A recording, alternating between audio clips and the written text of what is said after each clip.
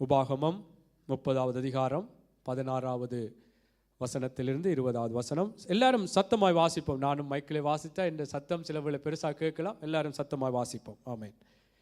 நீ பிழைத்து பெருகும்படிக்கும் நீ சுதந்தரிக்க போகிற தேசத்தில் உன் தேவனாகிய கர்த்தர் உன்னை ஆசீர்வதிக்கும்படிக்கும் நீ உன் தேவனாகிய கர்த்தரில் அன்பு கூறவும் அவர் வழிகளில் நடக்கவும் அவர் கற்பனைகளையும் கட்டளைகளையும் நியாயங்களையும் கைக்கொள்ளவும் நான் இன்று உனக்கு கற்பிக்கிறேன். நீ கேளாதபடிக்கு மனம் பேதித்து இழுப்புண்டு போய் வேறே தேவர்களை பணிந்து அவர்களை சேவிப்பாயானால் நீ சுதந்தரிக்கிறதற்கு யோர்தானை கடந்து போகிற தேசத்தில் நெடுநாள் வாழாமல் நிச்சயமாய் அழிந்து போவீர்கள் என்பதை இன்று உங்களுக்கு அறிவிக்கிறேன். நான் ஜீவனையும் மரணத்தையும் ஆசீர்வாதத்தையும் சாபத்தையும் உனக்கு முன் வைத்தேன் என்று உங்கள் மேல் வானத்தையும் பூமியையும் இன்று சாட்சி வைக்கிறேன். ஆகையால் நீயும் உன் சந்ததியும் பிழைக்கும்படிக்கு நீ ஜீவனை தெரிந்து கொண்டு கர்த்தர் உன் பிதாக்களாகிய ஆபிரகாமுக்கும் ஈசாக்குக்கும் யாக்கோபுக்கும் கொடுப்பேன் என்று அவர்களுக்கு ஆணையிட்டு கொடுத்த தேசத்திலே குடியிருக்கும்படிக்கு உன் தேவனாகிய கர்த்தரில் அன்பு கூர்ந்து அவர் சத்தத்துக்கு செவி கொடுத்து அவரை பற்றி கொள்வாயாக. அவரே உனக்கு ஜீவனும் தீர்க்காயுசுமானவர் என்றார். நாங்கள் ஜெபம் பண்ணுவோம்.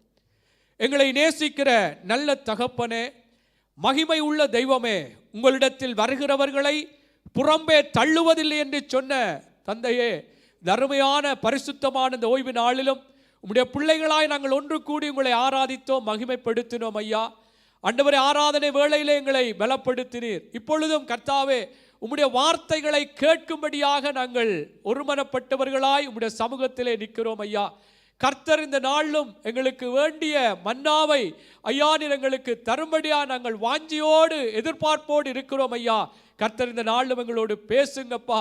ஆண்டவரே, உம்முடைய தயவினால் நாங்கள் இன்னும் ஆண்டவரே உம்முடைய ஆசீர்வாதமான நிலைகளுக்குள்ளே கடந்து செல்லத்தக்கதாய் கர்த்தாவே என்று பேச போற வார்த்தைகளுக்கு நாங்கள் கவனமாய் செவி கொடுக்க எங்களுக்கு உதவி செய்யுங்க.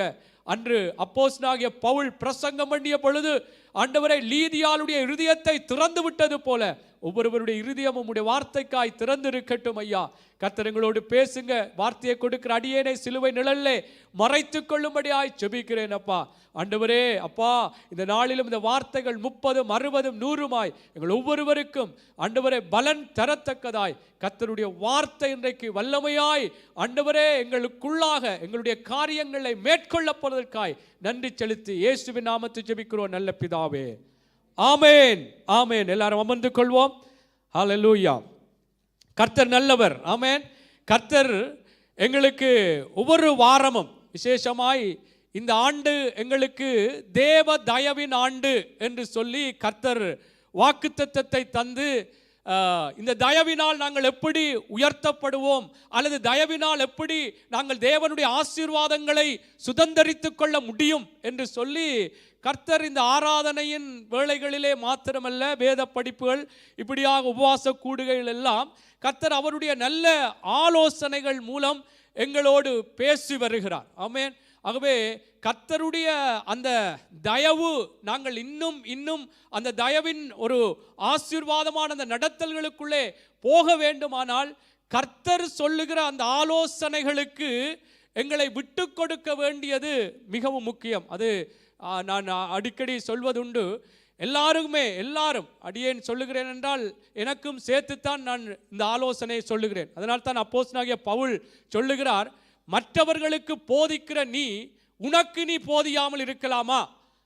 திருடக்கூடாது என்று சொல்லுகிற நீ, விபச்சாரம் செய்யக்கூடாது என்று சொல்லுகிற நீ, அதையும் நீயும் செய்ய வேண்டும். அதனாலே எனக்கும் சேர்த்துத்தான் நான் சொல்லுகிற ஆலோசனைகளை நான் எடுக்கிறேன். ஆகவே தேவ பிள்ளைகள் என்றால் இது கர்த்தருடைய வார்த்தை. கர்த்தருடைய வார்த்தையும் கர்த்தருடைய ஆலோசனையும் தான் எங்களை உருவாக்கும், எங்களை ஒரு மாற்றங்களுக்குள்ளாக கொண்டு வரும். அதனாலே இந்த தயவு என்று சொல்லி கர்த்தர் பேசி எங்களுக்கு இந்த ஆண்டை பிரகடனப்படுத்தினாலும் கர்த்தர் அதற்கும் ஆலோசனைகளை வைத்திருக்கிறபடினாலே அவர் எங்களுக்கு பிரயோஜனமானவைகளை ஒவ்வொரு கிழமையிலும் போதித்து கொண்டு வருகிறபடினாலே அதற்கு நானும் நீங்களும் எங்களை விட்டு கொடுக்க வேண்டியது மிகவும் முக்கியம். அதனாலே அங்கே லூக்கா புஸ்தகத்திலே ஒரு வார்த்தை சொல்லப்படுகிறது, கேட்கிற விதத்தை குறித்து கவனியுங்கள். எப்படி இன்றைக்கு வார்த்தையை கேட்க போறேன், இன்றைக்கு தயவின் ஆசீர்வாதமான அந்த வழிநடத்தலுக்குள்ளே நான் போக வேண்டுமே, இன்றைக்கு எப்படி ஆலோசனை வரப்போகிறது, அதற்கு நான் விட்டு கொடுக்க வேண்டுமே என்ற ஒரு அந்த கவனத்தோடு அந்த நோக்கத்தோடு நாங்கள் கேட்டால் தான் அந்த ஆசீர்வாதமாக இருக்கும். இல்லை என்றால் செல்வம் எப்படி எப்போ முடிக்க போறார், நேரத்துக்கு முடிப்பாரா அல்லது நேரத்துக்கு முடிக்க மாட்டாரா, அல்லது இதில் என்ன குறை பிடிக்கலாம் என்று சொல்லி அப்படியெல்லாம் நீங்கள் ஒரு தூரம் அப்படி செய்கிறதில்லை. கர்த்தருடைய பிள்ளைகள் கர்த்தருக்குள்ளாக வாஞ்சியோடு கர்த்தருடைய வார்த்தைகளை கேட்டு நடக்கிறவர்கள். அதனாலே நான் என்ன சில வேளைகளில் அப்படியான நோக்கங்களோடு சில வேளைகளில் இதில் இருந்து பிரசங்கிக்கிற ஆக்களை கூட சில வேளைகளில் பிடிக்காமல் இருக்கலாம். என்ன பிடிக்காமல் இருக்கு, ஆனால் இது கர்த்தருடைய வார்த்தை, எனக்கும் சேர்த்து சொல்லுகிறேன். அதனாலே நீங்கள் இது கர்த்தருக்குள்ளாக ஒரு தீர்மானத்தோடு கர்த்தர் இன்றைக்கு பேசுகிற வார்த்தை அவருடைய வேதத்திலிருந்து 2 பேருக்குமே பேசுகிறார். பேசுகிறவருக்கும் வெட்டும் இருபுறமும் கருக்குள்ள பட்டயம். அதனாலே கேட்கிற விதத்தை குறித்து கர்த்தர் இன்றைக்கு என்ன சொல்லுகிறாரோ அதற்கு நான் என்னை விட்டு கொடுப்பேன் என்று சொல்லி அப்படி ஒரு பக்குவத்தை நாங்கள் ஏற்படுத்தி கொண்டு கர்த்தருடைய வார்த்தைகளை நாங்கள் கேட்க வேண்டும். ஆமேன். கேட்டு அதற்கு விட்டு கொடுக்க வேண்டும். ஆமேன். அதனாலே வேதத்தில் ஒரு வார்த்தை சொல்லப்படுகிற நீதிமொழிகளிலே, சோம்போரி வேட்டையாடினதை புசிக்க மாட்டான். அதை வாசிப்போம் 12வது அதிகாரம். ஒருவரே நான் மட்டம் தட்டி பேசவில்லை, தயவு செய்து நான் இது என்னையும் உற்சாகப்படுத்தும்படியாய். நீதிமொழிகள் 12வது அதிகாரம் 27வது வசனம். சோம்பேறி தான் வேட்டையாடி பிடித்ததை சமைப்பதில்லை, ஜாக்கிரதை உள்ளவனுடைய பொருளோ அருமையானது. என்ன இதுல கருத்து சொல்றேன்றால், சோம்பேறி வேட்டையாடுறான், ஆனால் அதை புசிக்கிறது இல்லையா. எவ்வளவோ பிரயாசப்பட்டு வேட்டையாடி பிடித்து வந்து அதை சமைச்சு சாப்பிடலைன்னு சொன்னால் அது எவ்வளவு அது பிரயோஜனம் இல்லை இல்லையா. நாங்களும் இப்போ எனக்கு நான் சொல்கிறேன், நான் வந்து கர்த்தருடைய வார்த்தையை பிரயாசப்பட்டு ஆண்டவருக்குள்ள வார்த்தையை கொடுக்க வேண்டும் என்றாலும் சொன்னாலும் நான் செய்யலைன்றா சோம்பேறி. வேட்டையாடி பிடித்ததை சமைக்க, அதாவது சாப்பிடணும், எங்களுடைய வாழ்க்கையில் அது ஆசீர்வாதமாக மாற்ற வேணும். ஆமேன். தயவு செய்து நாங்கள் கேட்கிறோம், எல்லாரும் கேட்கிறோம், இந்த வார்த்தைகளுக்கு எங்களை ஒப்பு கொடுக்கணும். அப்பொழுதுதான் கர்த்தர் என்ன இந்த தயவின் ஆண்டில் அதுதான் நாங்கள் பார்த்து வரோம். எப்படிப்பட்ட சூழ்நிலையாக இருந்தாலும் கர்த்தர் அங்கே ஒரு மாற்றங்களை கொண்டு வருவார். ஆமேன். அது என்ன, எல்லாமே முடிந்து விட்டது, லாசருக்கு சொன்ன நாருமே அப்படிப்பட்ட ஒரு சூழ்நிலையில் கூட இருக்கலாம். எல்லாம் அடக்கம் பண்ணி 4 நாளாயிற்று நாருமே என்று சொல்ற சூழ்நிலைகள் கூட சில உங்களுடைய வாழ்க்கை நிலைகள், என்னுடைய வாழ்க்கை நிலைகள் இருந்தாலும் கர்த்தருடைய தயவு எங்களை உயர்த்தும். ஆமேன். அதை விசுவாசத்தோடு நாங்கள் எங்களை தயார்படுத்திக் கொள்ள வேண்டும். கர்த்தர் அப்படி செய்வார். அதனாலே அவர் சொல்லுற ஆலோசனைகளுக்கு எங்களை விட்டு கொடுக்க. ஒரு சம்பவத்தை சொல்லி நான் நேரடியாய் தேவனுடைய வார்த்தைக்குள்ளே கடந்து செல்லுகிறேன். பாருங்கள், யோவான் புஸ்தகம் 5வது அதிகாரத்திலே அங்கே 38 வருடமாய் அங்கே ஒரு வியாதிப்பட்ட ஒரு மனுஷன் சொஸ்தமாகாமல் அங்கே இருந்த பொழுது, 38 வருடமாய் அந்த பெதஸ்தா குளம் என்று சொல்லுகிற அந்த குளத்திலே இறங்கும் பொழுதுதான் அவன் சொஸ்தமாவான். அப்படி அங்கே தேவ தூதன் வந்து அந்த குளத்தை கலக்கும் பொழுது யார் முதல் வந்து அங்கே அதில் இறங்குகிறார்கள் அவர்கள் சொஸ்தமடைவார்கள் என்று சொல்லி நாங்கள் வேதத்திலே பார்க்கிறோம். இப்படி இவன் 38 வருடமாய் அப்படியா ஒரு வியாதிப்பட்ட ஒரு மனுஷன் அங்கே சொஸ்தமடைந்து விட்டான். சொஸ்தமடைந்த பிற்பாடு அங்கே சில யூதர்கள் என்று சொல்லப்படுகிறது, அவர்கள் வந்து கேட்கிறார்கள், நீ எப்படி சொஸ்தமடைந்தாய் என்று சொன்ன பொழுது அவன் சொல்லுகிற அந்த வார்த்தையை இன்றைக்கு நாங்கள் எடுத்துக்கொள்ள வேண்டும். வாசிப்போம். யோவான் புஸ்தகம் 5வது அதிகாரம் 10வது வசனத்திலிருந்து 15வது வசனம் வரைக்கும்.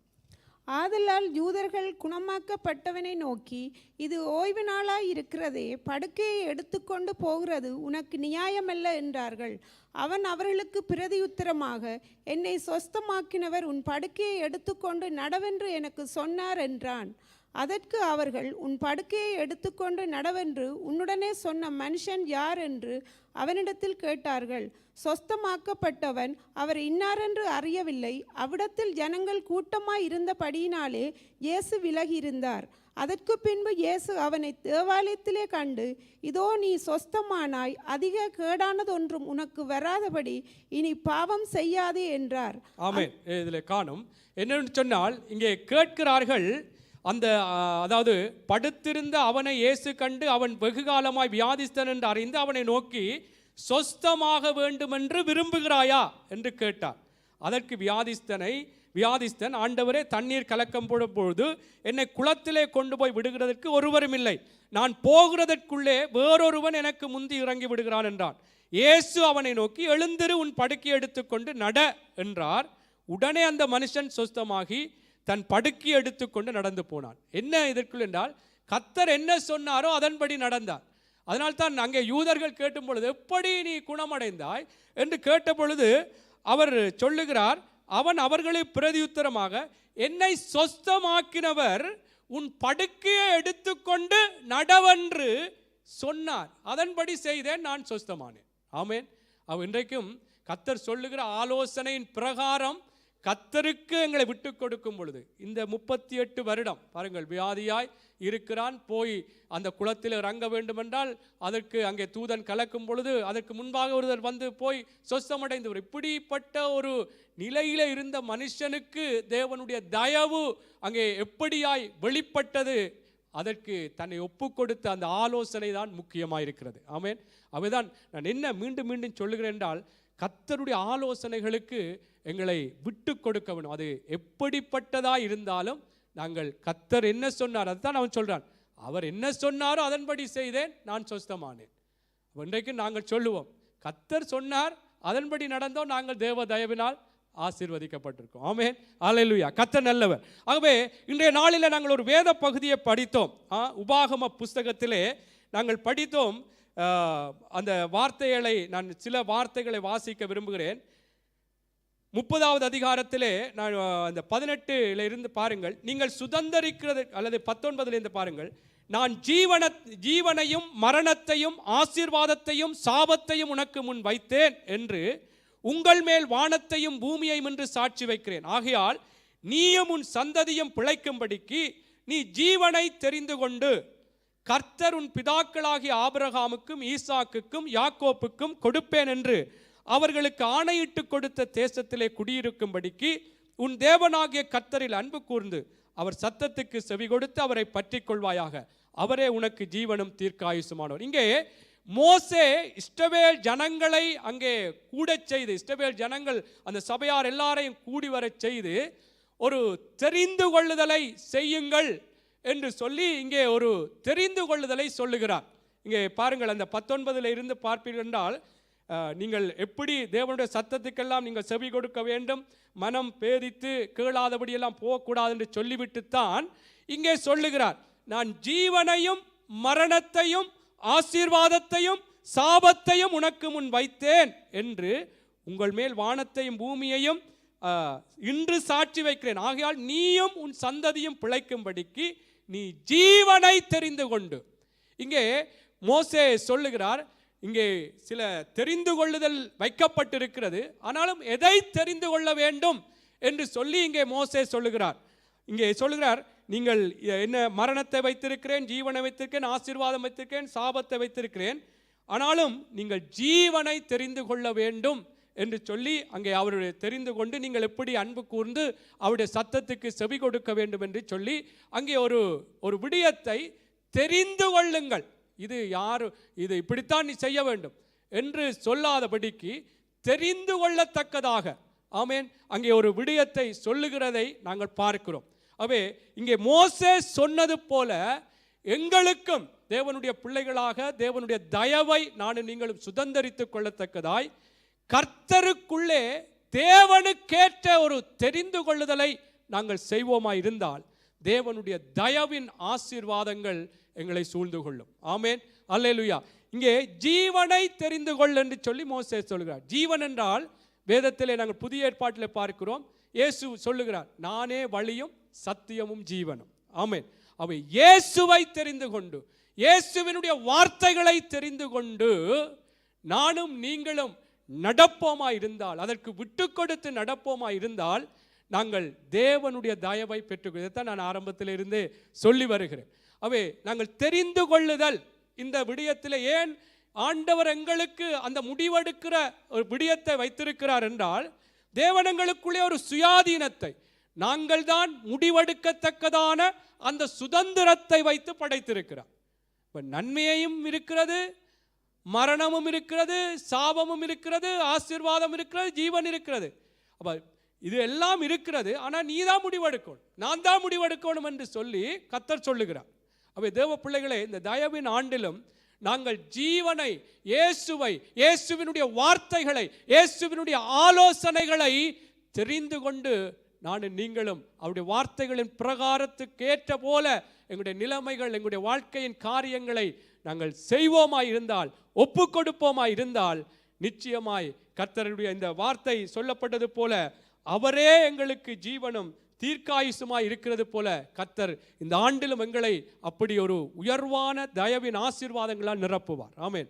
ஆகவே இந்த சுயாதீனத்தை வைத்து நான் எப்படியும் செய்யலாம் என்று சொல்லி போகாதபடிக்கு கர்த்தர் சொல்லுகிறார், இதை நீ தெரிவு செய்.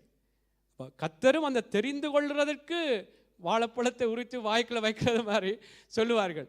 அதனால கர்த்தர் தெரிந்து கொள்ளுற காரிய ஆலோசனைகளையும் சொல்லி வைத்திருக்கிறார். ஆமேன். கிருபை உள்ள தேவன். ஆமேன். ஆகவே அப்படியாக தேவனுடைய பிள்ளைகளே, வேதம் சொல்லுகிறது, நாங்கள் எல்லாவற்றையும் அனுபவிக்க எங்களுக்கு அதிகாரம் உண்டு. அதான் அந்த சுயாதீனம், அந்த சுதந்திரம் எல்லாத்தையும் அனுபவிக்கலாம் கர்த்தர் வைத்திருக்கிறார். ஆனால் எல்லாம் எங்களுக்கு தகுதியா இராது, எல்லாம் எங்களுக்கு பக்தி விருத்தியா இராது, எல்லாம் எங்களுக்கு ஆசீர்வாதத்தை கொண்டு வராது, எல்லாம் எங்களுக்கு தேவனுடைய தயவை கொண்டு வராது. ஆமென். அவே தேவ பிள்ளைகளே, நாங்கள் எல்லாமே எங்களுக்கு நல்ல சுதந்திரத்தை தந்திருக்கிறார். அதனாலே நாங்கள் எதையும் அனுபவிக்கலாம், எப்படியும் செய்தாலும் தேவனுடைய தயவு வரும் என்று சொல்லி நாங்கள் ஒரு ஒரு ஒரு முரட்டாட்டமாக நடந்து விடக்கூடாது. ஆமென். ஆகவே கர்த்தருக்குள்ளாக இது அன்பான தேவன் சொல்லுகிற ஒரு ஆலோசனையாக இருக்கிறபடினாலே நாங்கள் கவனமாக இருப்போம். கர்த்தருக்குள்ளாய் இதுதான் கர்த்தருக்கேற்ற ஒரு தெரிந்து கொள்ளல். வேதத்தின் பிரகாரம் நாங்கள் பார்ப்போம் என்று சொன்னால், இந்த தெரிந்து கொள்ளுதலை நாங்கள் இரண்டு வகைப்படுத்தலாம். ஒன்று தேவனுக்கேற்ற தெரிந்து கொள்ளுதல், அடுத்தது பிசாசுக்கேற்ற தெரிந்து கொள்ளுதல். ஆமென். ஆகவே கர்த்தருக்கேற்ற தெரிந்து கொள்ளுதல் ஜீவனை தெரிந்து கொள்ளும், இயேசுவை, இயேசுவினுடைய வார்த்தைகளின் பிரகாரமான ஒவ்வொரு விடயங்களை தெரிந்து கொள்ள வேண்டும். அல்லேலூயா. அவே அப்படி தெரிந்து கொள்ளுதலே கர்த்தருக்குள்ளே அது ஆசீர்வாதமாக இருக்கிறபடினாலே இன்றைக்கு நாங்கள் சில விடயங்களை பார்ப்போம் என்று சொன்னால், நான் வேதத்திலே சில சம்பவங்களை உங்களுக்கு சொல்ல இருக்கிறேன். அதற்கு முன்பதாக எங்களுடைய நாளாந்த எங்களுடைய வாழ்க்கையிலே கர்த்தருக்குள்ளாக நாங்கள் என்னையும் சேர்த்து தான் சொல்லுகிறேன், நாங்கள் எப்படி தேவனுக்கேற்றதை தெரிந்து கொண்டிருக்கிறோமா அல்லது பிசாசுக்குரியதை தெரிந்து கொண்டிருக்கிறோமா? உதாரணமாக வீட்டிலே இருந்தே ஆரம்பிப்போம். மனைவி கணவனுக்கு கீழ்ப்படிய வேண்டும். கீழ்ப்படியவில்லை என்றால், கீழ்ப்படியவில்லை என்றால் தேவனுக்கேற்ற தெரிந்து கொள்ளுதல். ஆமேன். இது நான் புதுசாக சொல்லல, வேதத்தில் இருக்கு. ஆமேன். அதே போல கணவன் மனைவியிலே அன்பு செலுத்த வேணும். அப்ப அன்பு செலுத்தல் என்றால் அது தேவனுக்கேற்ற தெரிந்து கொள்ளுதல் இல்லை, பிசாசுக்குரிய தெரிந்து கொள்ளுதல். எனக்கும் சேர்த்து தான் சொல்றேன். தவறுகிறோம், இதை ஒத்துக்கொள்ள வேண்டும். ஆமென். சகோதரிடத்திலே அன்பு கூற வேண்டும் என்றால், பெரியவர்களுக்கு கனம் கொடுக்க வேண்டும் என்றால், பெற்றார்களுக்கு கீழ்ப்படிய வேண்டும் என்று சொன்னால், அது தேவனுக்கேற்ற ஒரு தெரிந்து கொள்ளுதல். அல்லேலூயா. இது கர்த்தருடைய வார்த்தைக்கு நாங்கள் விட்டு கொடுப்போம். சில வேளைகளில் எங்களுக்குள்ளே அந்த ஒரு குற்ற உணர்வுகள் இருக்கும். என்ன இவர் சொல்லுகிறார், நானும் சில வேளை இப்படி தவறி இருக்கிறேன், என்னையும் வைத்துத்தான் நான் சொல்லுகிறேன். அதனாலே தேவ பிள்ளைகளே, எங்களுடைய வாழ்க்கையிலே நாங்கள் அறிந்திருக்கிற சத்தியங்களின் பிரகாரம் நாங்கள் உண்மையாக இந்த பூமியிலே வாழ்ந்து கொண்டிருக்கிறோம். பல நிலைகளிலே எங்களை கர்த்தர் உயர்த்தி வைத்திருக்கிறார். புறஜாதிகள், பல உலக மனிதர்கள் மத்தியிலே கர்த்தர் எங்களை உயர்த்தி வைத்திருக்கிறார். பல காரியங்களை செய்யும்படியாக வேலை இடங்களிலோ எல்லா இடங்களிலும் கர்த்தர் எங்களை உயர்த்தி வைத்திருக்கிறார். ஆமேன். அநேக பிள்ளைகள் அப்படியாக உயர்வான நிலைகளில் இருக்கிறீர்கள். ஆமேன். அதனாலே நாங்கள் எங்கெல்லாம் செல்லுகிறோம் அந்த இடத்தில் கர்த்தருக்கேற்ற ஒரு தெரிந்து கொள்ளுதலோடு கர்த்தருடைய வார்த்தையின் பிரகாரமான அங்கே நடத்தைகளோடு நாங்கள் செயற்பட வேண்டும். ஆமேன். அல்லேலூயா. ஆகவே தேவ பிள்ளைகள், இதிலே கவனமாக நாங்கள் இருக்க வேண்டியது மிகவும் முக்கியம். இவைகளை நாங்கள் ஏதோ இருந்தோம் வந்து ஒரு மணித்தியால மெசேஜ் கேட்டுவிட்டோம் அல்லது இத்தனை வருஷம் ஆவிக்குரிய வாழ்க்கையை முடித்து விட்டோம் என்றல்ல. நாளுக்கு நாள், அதைத்தான் வேதம் சொல்லுகிறது, உங்களுடைய மனம் புதிதாக்கப்படுகிறதுனாலே மறுரூபமாங்கள். நாளுக்கு நாள் நாளுக்கு நாள். ஆண்டவரே, இந்த வார்த்தை என்றால் கர்த்தருடைய வார்த்தை தான் எங்களுக்கு மத்தியஸ்தம். அவற்ற வார்த்தை என்ன சொல்லுவோம். அப்போ இதை நான் தெரிந்து கொள்ளாமல் அவர் தண்ட பாட்டில் திரிவார், அவர் கணவன் என்று சொல்லி அவருக்கே நான் கீழ்ப்படியோனும், அவருக்கு ஏன் நான் மதிப்பு கொடுக்கணும், கனம் கொடுக்கணும் என்று சொல்லி அப்படி நான் ஒரு அலட்சியப்படுத்தி விடுவேன் என்றால் அது ரெண்டு தெரிந்து கொள்ள என்றால் அங்கால்தான் போகுது. அது ஏற்றுக்கொள்ள வேண்டும். ஆமேன். இதில் இது சில வேளை கஷ்டமாக தான் இருக்கும். மனைவிக்கு அன்பு செலுத்துறேன்டா அவள் இப்படி இருக்கிறா, அல்லது கணவனுக்கு கீழ்ப்படியணுண்டா அவற்ற நிலை இப்படி இருக்கண்டா கஷ்டமாக இருக்கலாம். ஆனால் கர்த்தருக்குள்ளே இது கஷ்டமாக இருக்கக்கூடாது. ஆமேன்.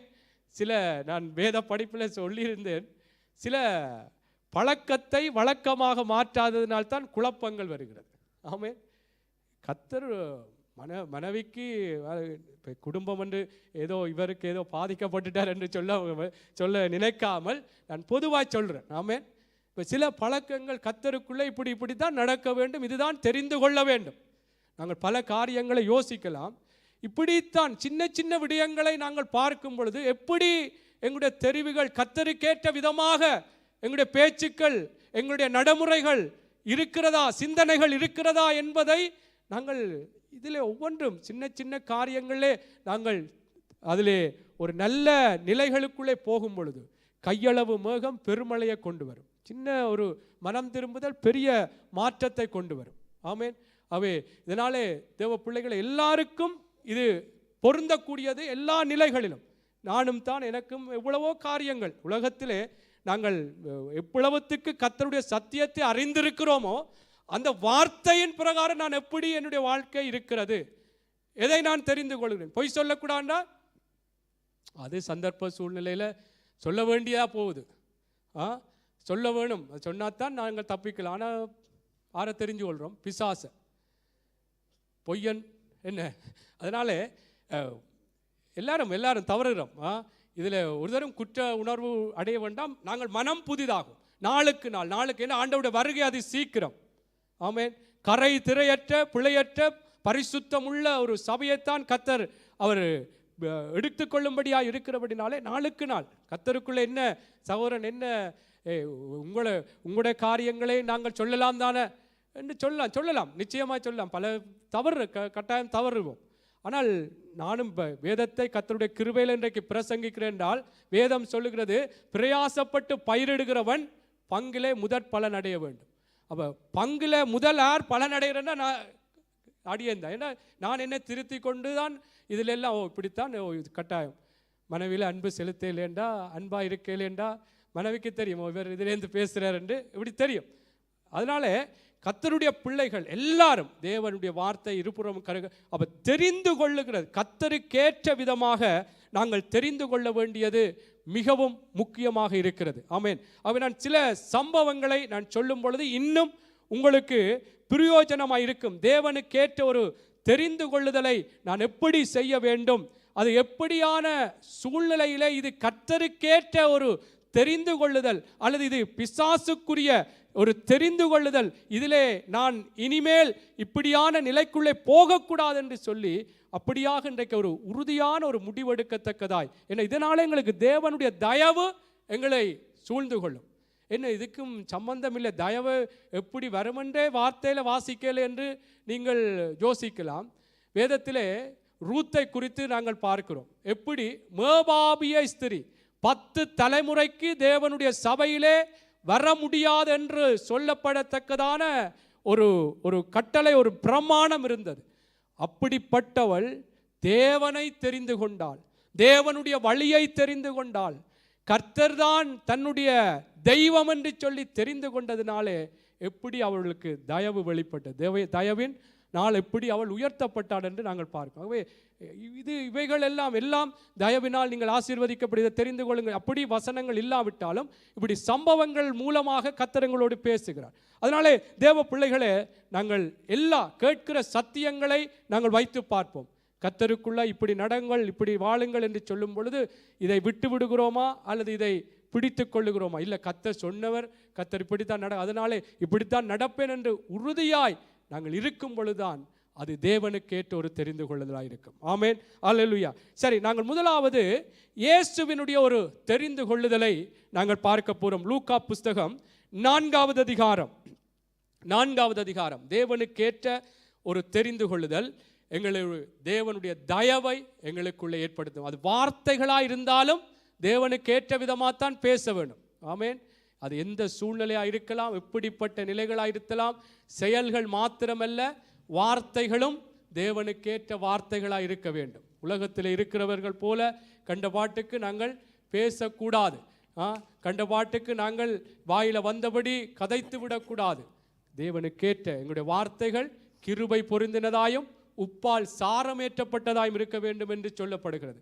அதனாலே எல்லாத்திலையும் கவனமாக இருக்க வேண்டும். ஆமேன். தேவ பிள்ளைகள், இது குடும்பத்திலேயே முதல் எங்களை கண்ணோக்கமாக இருப்போம். சபையிலே கூடுகிற பிள்ளைகளிலே இப்படியாக எங்களுடைய வாழ்க்கை நிலைகளிலே எப்படியெல்லாம் தேவனுக்கேற்ற தேவனுக்கு பிரியமான வார்த்தையின்படி நான் என்னுடைய வார்த்தைகளை தெரிவு செய்கிறேன், செய்கைகளை தெரிவு செய்கிறேன் என்றதை இன்றைக்கு நிதானித்து பார்ப்போம். இயேசு உடைய தெரிவு வாசிப்போம். லூக்காவின் புஸ்தகம் 4வது அதிகாரம் 1வது வசனத்திலிருந்து வாசிப்போம்.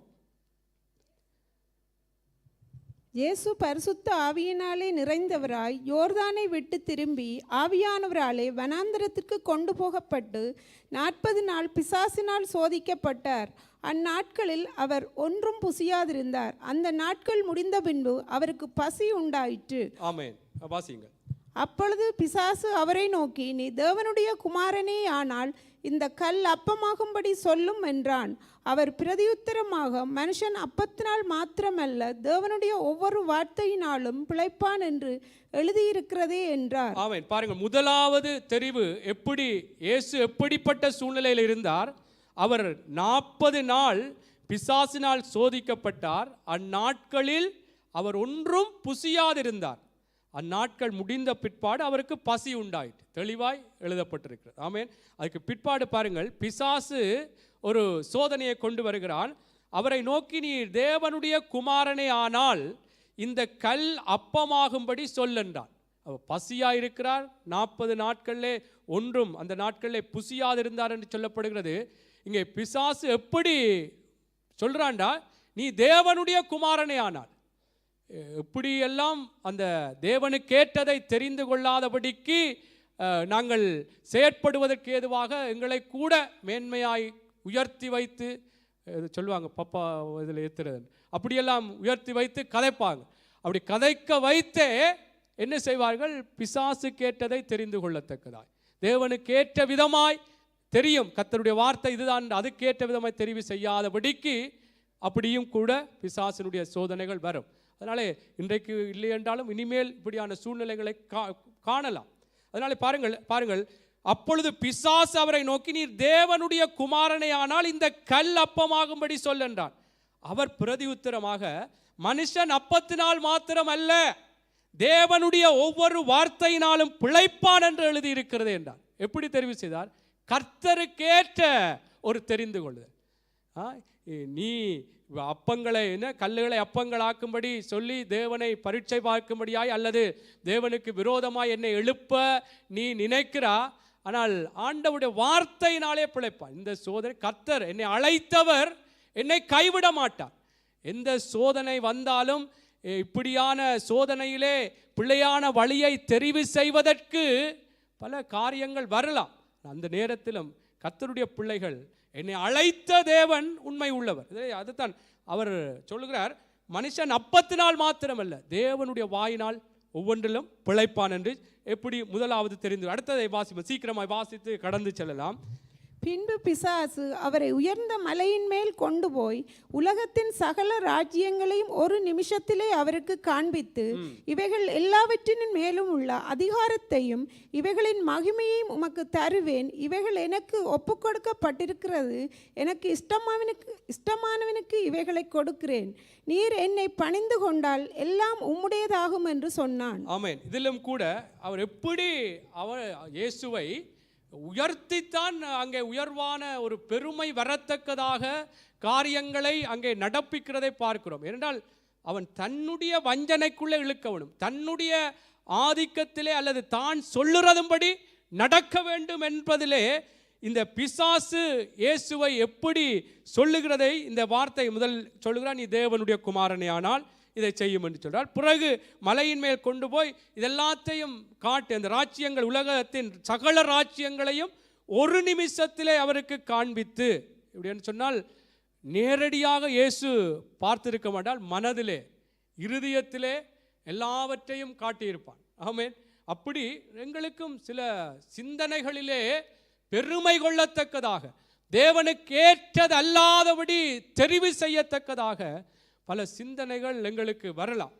அதனாலே தேவனுடைய பிள்ளைகள் இவைகளில் மிகவும் கவனமாக இருக்கு. இயேசு இந்த இடத்திலும் கூட அந்த பிசாசு சொல்லுகிற அந்த தெரிவை அல்லது அந்த ஆலோசனைக்கு விட்டு கொடுக்காமல் அவர் அங்கே வாசிங்க அடுத்த 8வது, இயேசு அவனுக்கு பிரதியுத்தரமாக எனக்கு பின்னாக போ சாத்தானே, உன் தேவனாகிய கர்த்தரை பணிந்து கொண்டு அவர் ஒருவருக்கே ஆராதனை செய்வாயாக என்று எழுதியிருக்கிறதே என்றார்.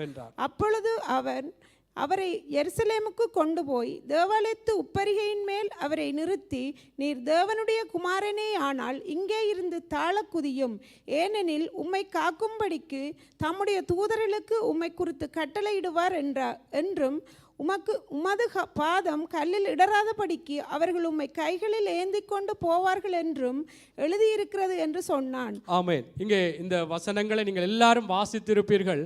நான் இதில் என்ன உங்களுக்கு தெளிவுபடுத்த விரும்புகிறேன், எனக்கும் சேர்த்து தேவனுக்கேற்ற விதமாய் அங்கே இயேசு எப்படி அங்கே ஒரு நெருக்கமான சோதனையான நேரத்திலும் கூட தேவனுடைய வார்த்தை என்ன, ஆண்டவருடைய ஆலோசனை என்ன, பிதாவாகிய தேவன் என்னத்தை சொன்னார் என்று சொல்லி அதன் பிரகாரமே அவர் தெரிவு செய்தார் அல்லது வார்த்தைகள் பதில்களை சொன்னார் என்று சொல்லி இந்த இடத்திலே நாங்கள் பார்க்கிறோம். இவைகள் எல்லாம் அவர் அங்கே பிசாசு அவருக்கு கொண்டு வந்து காட்டின காரியங்கள், பேசின காரியங்கள் எல்லாம் அவரை ஏதோ ஒரு உயர்விலே உச்ச கட்டத்திலே நிறுத்தும்படியத்தக்கதான ஒரு சூழ்நிலைகளைத்தான் காட்டினார். ஆனாலும் அவர் எப்படி தேவன் ஆண்டவர் என்னுடைய பிதா இப்படித்தான் சொல்லி இருக்கிறார், அவருடைய வார்த்தை இப்படித்தான் என்று சொல்லி அதற்கேற்ற விதமாக தெரிந்து கொண்டார். அதன் பிரகாரம் அவர் எப்படியாக இன்றைக்கு வானோர் பூதலத்தோர் பூமியின் கீழானோருடைய முழங்கால்கள் யாவும் முடங்கும்படிக்கும் எல்லா நாவுகளும் அறிக்கை செய்யும்படிக்கான மேலான நாமம் உள்ளவராக. அல்லேலூயா, அல்லேலூயா. ஆகவே தேவ பிள்ளைகளே, நாங்கள் எதை தெரிவு செய்கிறோம்? சின்ன காரியமாக இருக்கலாம், சில நேரம் எங்களுக்கு அது ஒரு நெருக்கமான வேலைகளாக இருக்கலாம்.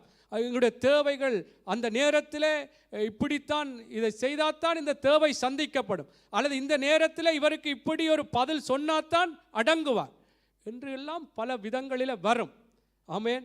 இது இது எங்களுடைய வாழ்க்கையிலே நடைமுறையான யதார்த்தமான சில சம்பவங்கள். ஆமென். அதனாலே கர்த்தருக்கேற்ற விதமாய் தெரிந்து கொள்வோம். கர்த்தருடைய வார்த்தை என்ன சொல்லுகிறது, இந்த நேரத்திலும் இப்படித்தான் ஆண்டவர் என்றால் உலகத்தில் இருக்கிறவனை பார்க்கிலும் எங்களுக்குள்ள இருக்கிற தெய்வம் பெரியவர்.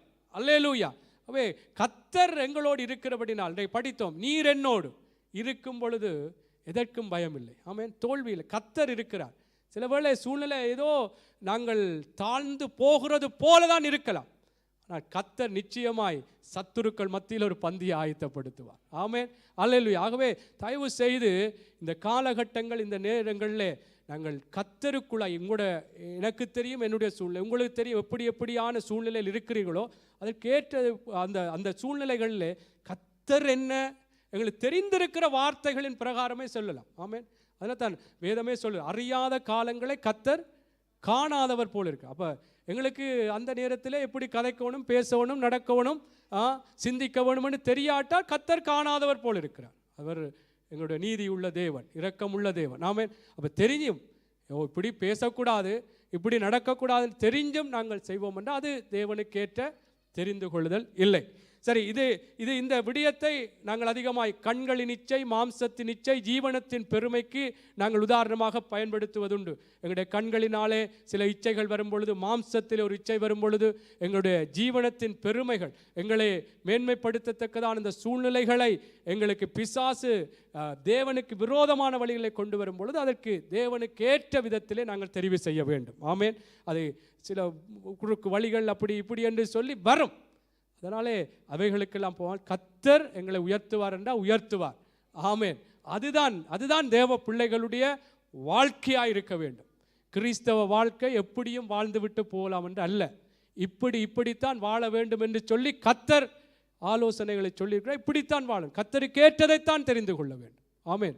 அவர் இப்படி செய்தால் அவருக்கு சந்தோஷமாக இருக்கும், மனைவிக்கு சந்தோஷமாக இருக்கும், புருஷனுக்கு சந்தோஷமாக இருக்கும். அப்படி அல்ல, கர்த்தருக்கு ஏற்றது என்னவோ அதனாலே அப்படி தேவனுக்கு ஏற்றவைகளை சிந்திப்போம். இதற்கு உதாரணமாக உங்களுக்கு தெரியும், ஏவாள் எப்படி ஆண்டவருடைய வார்த்தையின் பிரகாரம் அவள் தெரிவு செய்யாமல் பிசாசுக்கு ஏற்ற விதமாய் தெரிவு செய்தாள். நான் அந்த வார்த்தையை சொல்ல நீங்கள் வாசிங்கள், வீட்டை போய் ஆதியாகமம் 3வது வசனத்திலே 1வது வசனத்து 3வது அதிகாரம் 1வது வசனத்திலிருந்து 6வது வசனம் வரைக்கும் அவள் எப்படி அவள் பார்வைக்கு இன்பமும் அங்கே இச்சிக்கப்படத்தக்கது என்று சொல்லி அவள் எப்படியாக இயேசு எவைகளை வெறுத்தாரோ, தெரிந்து கொள்ளாமல் தேவனுடைய வார்த்தையின் பிரகாரம் அதிலே செயற்பட்டாரோ அதற்கு முரணாக இந்த ஏவாள் கர்த்தர் சொன்னார், நீ இதை புசிக்காத, புசிக்கிற நாளில் சாவா. அப்போ கர்த்தருடைய வார்த்தையை தெரிவு செய்யாமல், கர்த்தருடைய ஆலோசனைகளின் பிரகாரம் தெரிவு செய்யாமல் பிசாசு சொன்னதை தெரிவு செய்து விட்டார். அவள் எப்படியாக அதற்கு பிற்பாடு இன்றைக்கு நாங்களும் இவ்வளவுத்துக்கு வேதனைகளோடு இப்படி இருக்கிறதுக்கு அவர்கள் காரணமாகி விட்டார்கள் என்றான் வேதம் சொல்லுகிறது. அதனாலே கர்த்தருடைய பிள்ளைகள் தேவனுக்கேற்றவைகளை தெரிவு செய்வோம். இந்த 2 காரியத்தை பார்த்தோம். பாருங்கள், யோசேப்பினுடைய ஒரு காரியத்தை அடுத்து சொல்லுகிறேன். யோசேப்பு ஆதியாகமம் புஸ்தகம் 39வது அதிகாரம். இதெல்லாம் ஏன் நான் இந்த சம்பவங்களை சொல்லுகிறேன் என்றால், இது எங்களுடைய வாழ்க்கையிலே நாளாந்தம் சில வேளைகளிலே நாங்கள் சந்திக்கிற சில சூழ்நிலைகளாக இருக்கிறது. அப்போ அந்த நேரங்களில் எப்படி தேவனுடைய மனுஷர்கள் தேவனுக்கேற்றவைகளை தெரிந்து கொண்டார்கள், தேவனுக்கு விருப்பமானபடி தங்களுடைய வாழ்க்கைகளை செயற்படுத்தினார்கள் என்று சொல்லித்தான் இந்த காரியங்களை சொல்கிறேன். ஆதியாகமம் 39:7 இருந்து வாசிப்போம், சீக்கிரமாய் வாசிப்போம்.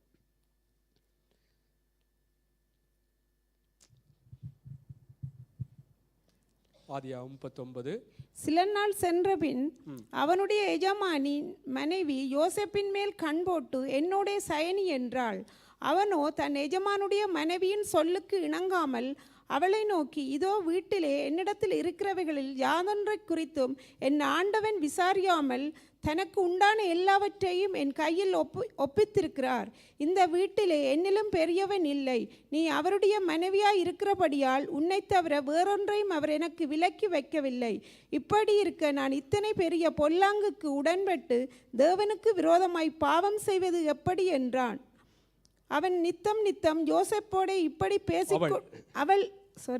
அவள் நித்தம் யோசேப்போடு இப்படி பேசிக்கொண்டு வந்தும் அவன் அவளுடனே சயனிக்கவும் அவளுடனே இருக்கவும் சம்மதிக்கவில்லை.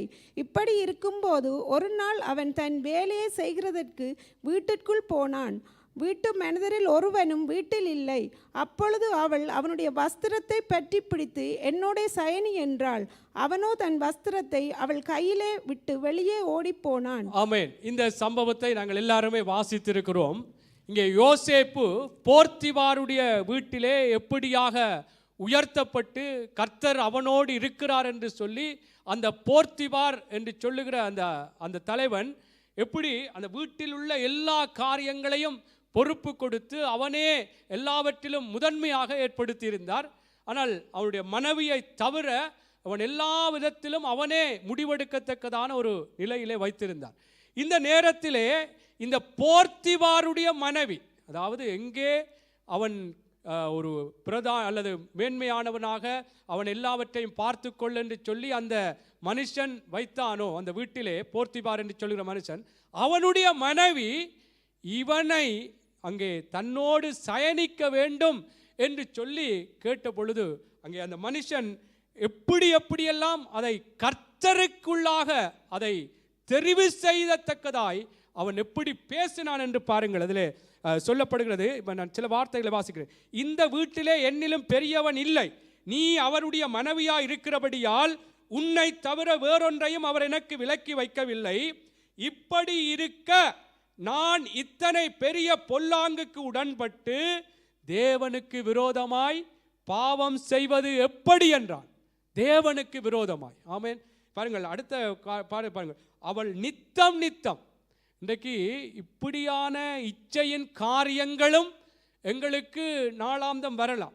எப்படி? நித்தமா அடிக்கடி தேவனுக்கு விரோதமான காரியத்தை தெரிவு செய்யத்தக்கதாய், ஆமென், இப்படியான காரியங்கள் வரும் பொழுது தேவ பிள்ளைகளே நாங்கள் வைராக்கியமாய் இருக்க வேண்டும். ஆமென். கர்த்தர் என்னை பார்க்கிறார். தேவனுக்கு விரோதமாய் நான் எப்படி பாவம் செய்வதென்று சொல்லி அந்த தேவனுக்குள்ளான ஒரு வைராக்கியத்தோடு இருக்க வேண்டும். ஆமென். அல்லேலூயா. இப்படி சில வேளைகளை இப்படியான அது ஆண்கள் மூலமாய் பெண்களுக்கும் வரலாம், பெண்கள் மூலமாய் ஆண்களுக்கும் வரலாம். ஆமென். கர்த்தருடைய பிள்ளைகள் நாங்கள் வேறு பிரிக்கப்பட்டவர்கள். ஆமென். கர்த்தருக்கேற்ற விதமாய்த்தான் நாங்கள் வாழ வேண்டும். இதெல்லாம் ஏன் இதை நான் சொல்லுகின்றால், இவளை தெரிவு செய்து அதில் இழுவுண்டு போகத்தக்கதான நிலைகளை பிசாசு ஒரு கால் அவன் எங்களுக்கு ட்ரை பண்ண மாட்டான். அடிக்கடி இவர் எப்படியாவது விழ வேண்டும் என்றால் பிசாசு எவனை விழுங்கலாம் என்று வகை தேடி சுற்றி திரிகிறான். எப்படி இவரை விழுத்தலாம், எப்படி இவரை இந்த தேவனுக்கேற்ற காரியத்தை தெரிவு செய்யாதபடிக்கு எப்படி வஞ்சிக்கலாம் என்று நித்தம் யோசேப்போடு பேசினது போல எங்களோடும் பல காரியங்கள் வரலாம். அது பல மனிதர்களுடைய கோபமூட்டத்தக்கதான பேச்சுக்களாகவும் இருக்கலாம். நித்தம் பேசுவாங்க. எப்படி இவன் 2 வார்த்தை கூடாத வார்த்தையை பேசட்டும், எப்படியாவது இவருக்கு ஒரு கோபம் வரட்டும் என்று சொல்லி நித்தம் பேச வைப்பாங்க, பேசுவாங்க. பிசாசு அது மனுஷன் எங்களுக்கு மாமிசத்தோடும் இரத்தத்தோடும் போராட்டம் அல்ல. ஏன்னா மனுஷனுக்குள்ளே இருந்து பிசாசு கிரியை செய்யும் அவனுக்கு கேட்டதை பேசும்படியாய். அதனாலே அது வீட்டிலே இருக்கலாம், இது சபையிலே மக்கள் மத்தியிலே நாங்கள் விசுவாச பிள்ளைகளாக கூடும் பொழுது கூட ஏதாவது நாங்கள் எங்களுக்குள்ளே இருந்து ஒரு தேவனுக்கு விரோதமான வார்த்தை பிரயோகம் வரணும், இவரிடத்தில் இருந்து வரணும் என்றுதான் அவன் யோசிப்பான். நித்தம் எங்களுக்கு அப்படியான செயல்களை செய்யும் பொழுது கூட தேவ பிள்ளைகளே நாங்கள் அதை தெரிந்து கொள்ளக்கூடாது. ஆமென். இன்னைக்கு தேவனுடைய தயவு ஏதோ கர்த்தர் அந்த தயவினால் வருகிற ஆசீர்வாதம் பெரிது. ஆனால் இப்படி எங்களுடைய வாழ்க்கைகளை மாற்றிக்கொள்ள வேண்டும். ஆமென். அல்லேலூயா. சரி, இதை பாருங்கள். யோசேப்பு அதை தெரிந்து கொண்டால் தேவனுக்கு விரோதமாய் பாவம் செய்வது எப்படி என்று. ஆனால் இதே போல இன்னொரு தேவனுடைய மனுஷன், தேவனுக்கென்று பிரதிஷ்டை பண்ணப்பட்ட ஒரு தேவனுடைய மனுஷன், யார் உங்களுக்கு தெரியும்? சிம்சோன் அங்கே இஸ்ரவேல் ஜனங்களை பெலிஸ்தருடைய அந்த பிடியிலிருந்து ரட்சிக்கும்படியாக அவன் பிறந்தான் என்று கூட வேதத்திலே நாங்கள் பார்க்கிறோம்.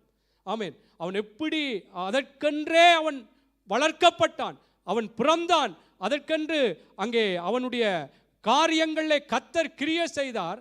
ஆனால் அவன் தேவனுக்கேற்ற விதமாய் தேவன் எதை விரும்பினாரோ அதன்படி செய்யாமல் அவன் எப்படி பெலிஸ்தருக்கு அங்கே ஒரு சவாலாக இருக்க வேண்டியவன், அவன் பிசாசுக்குரியவைகளை தெரிவு செய்ததினாலே அவன் ஒரு வேடிக்கை பொருளாக மாறிவிட்டானாம். ஆமென்.